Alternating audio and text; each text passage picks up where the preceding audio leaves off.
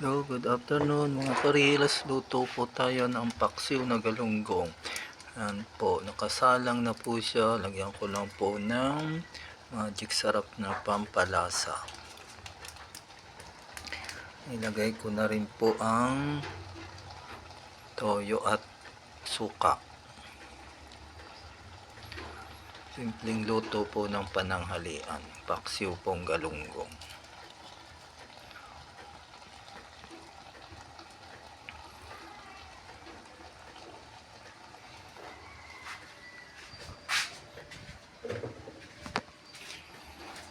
O, man lang po natin kung may lasa na.